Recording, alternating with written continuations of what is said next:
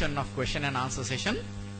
I think we are just on time, so I would probably want to conclude the session by giving a brief sum up of the presentations made. Let me first congratulate and thank all the presenters. They were excellent presentations, I may say. Let's give a big hand to them to start with. And I'm very proud of our researchers, Sri Lankan researchers, young research blood that we have. And congratulations to, and also hats off to Kotalawala Defence University for organizing this very interesting seminar where these ideas could be thrashed out in a very lively and interactive manner. Having said that, I have a few comments to make on the presentations and the research methodologies of the researchers for their future kind of benefit. Lalit, I think your research on this trucking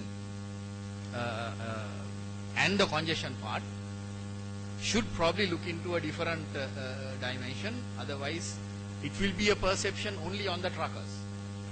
Now, truckers would be wanting to move the trucking fast, that's all, with less cost. And if I think our railway presenter made an interesting remark passingly, but I would have liked if he insisted it a little more. Ladies and gentlemen, we know for a fact that the railway department is paying for every railway sleeper and the railway rail I would say. A rail costs about $2,000, a rail, and a sleeper costs about 10,000 rupees. Now all those things are built in when you bill a railway cost on their container movement if it is freight transport. Whereas trucker is not paying a cent for the road unless he travels on expressway these days. There again, in expressway, the payment is and the true cost is even wider than if they go on the normal road.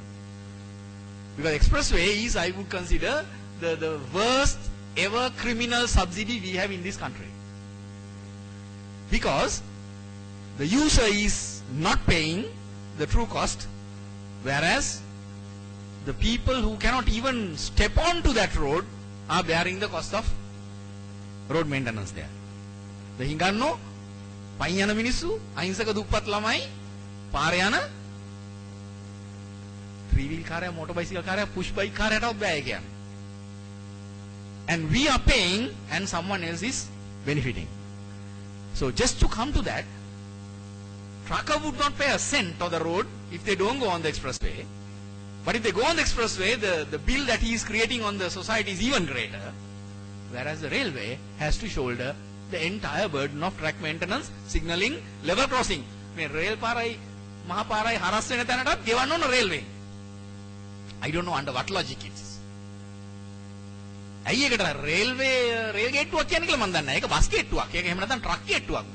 ඒක ඇයි ඒකට rail ගේට්ටුවක් කියන්නේ? ඒ මොන logic එකකටද that railway has to bear that. And there is an economic logic in economic sense. There is a natural justice that the beneficiary should pay.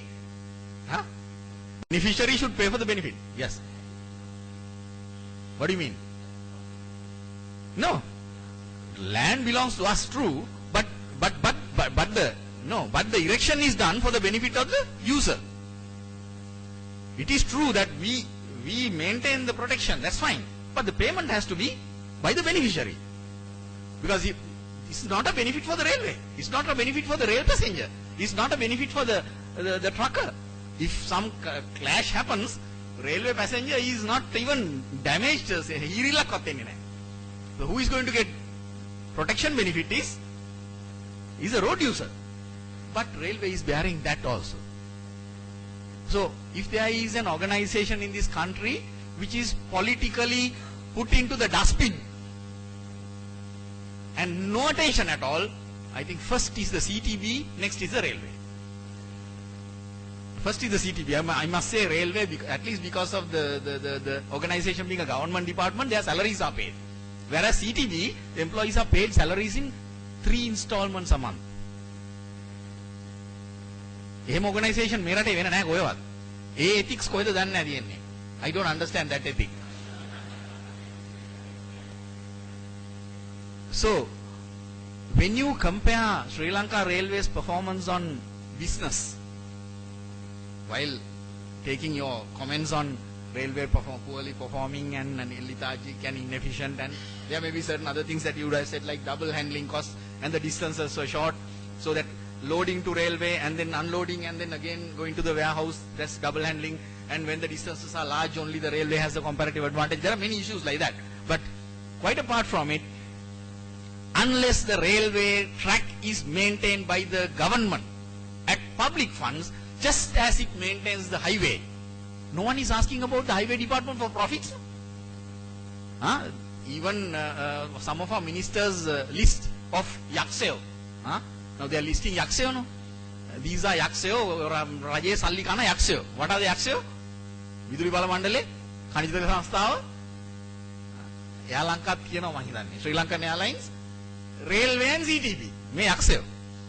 Highway is not Yaksaya. Highway is not turning a cent. Highway is being maintained by the public man's money. It's not a Yaksaya. That is because our opinion is driven in this country by the rich man, the car owner and the car user. And the opinion is driven by them, not by the poor man. That is why highway is not a Yaksaya, but the CTB is a Yaksaya. CTB is not eating 1/10 of what highway is eating. And for all our luxury cars, English numbers, then English number 3ක් තියෙනවනේ දැන් ඒ මදිවට දෙකක් මදිවට දැන් ඉංග්‍රීසි අකුරු 3යි. ඔය ඔක්කොටම car එකට නිකන් දෙනවා පාර. අපි එකෙක්වත් ගෙවන්නේ නැහැ මේ පාරට. No one, not a person is paying for the road. People say that we pay through our diesel. Well, railway is also paying through the diesel the same time. Same price.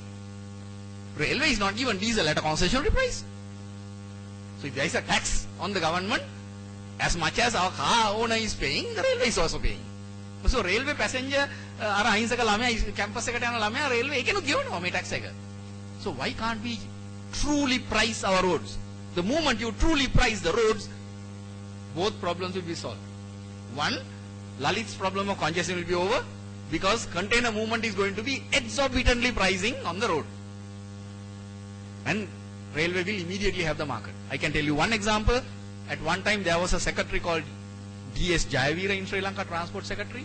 He made the already existing law of truckers transporting on tank banks having a certain axle load, maximum limit of axle load. He emphasized it on Kantale Dam. Now Kantale is a tank which has a dam. Going on the Kantale Dam road, it's shorter, and if you go on the Kantale Dam, there is a maximum axle tonnage of vehicles that is permitted. No one was enforcing it, so the truckers were very easily going through that. But this Jayavira came up and said, nothing doing, over Kantale Dam, maximum tonnage is so much. Immediately thereafter, people were approaching railway for transporting cement and other things from China Bay to Galway. As long as the unethical practices are possible, the business is there for private sector. So I doubt very much whether the ethics and profits. I think unethics and profits may be more correlated than ethics and profits. That's my hunch of it. Maybe I suggest for your research for future, you based on your determinant variables, independent variables based on the calculated objective numbers, and the dependent variable, that is the performance, by maybe profits per employee or profit ratio percentage, and maybe exports or imports, whatever that you may value, and then try to correlate. I'm sure unethics and profits will be more correlated than. That's my hunch. I may be wrong, so it's the challenge for you to prove it. Okay? So ladies and gentlemen, let's stop it here. I would probably go for another 1 hour on railway, but quite emotionally also, because I know what a pain it was to maintain that and run it with this kind of very කුඩම්මාගේ හැන්දෙන් බෙදෙන ප්‍රතිපත්ති රාමුවක් තුල I personally felt it, and I sympathize with the present general manager railway. and I know what agony he may be going through. So with that, I may say, ගොඩබිමට අමතරව උඩින් යන එක is also very important. So coming back to your presentation, I would probably want you to look into the interdependence of the variables that you have selected, because theoretically otherwise you might not be able to defend the validity of your outcomes. Okay, either you take out those variables which are automatically linked, because when you play with one variable, many others would automatically set into that. So take out those kind of variables and have one proxy, and make sure that your independent determinants are all totally independent. When you go into, you can simply do it by a correlation matrix among the variables.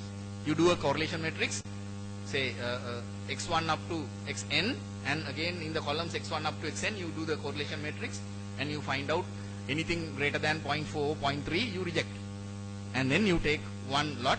That would be probably coming into your research analysis. Well, policy wise, I would again ask whether aviation demand particularly going up is a good thing or not, is another political kind of aspect that one has to look into.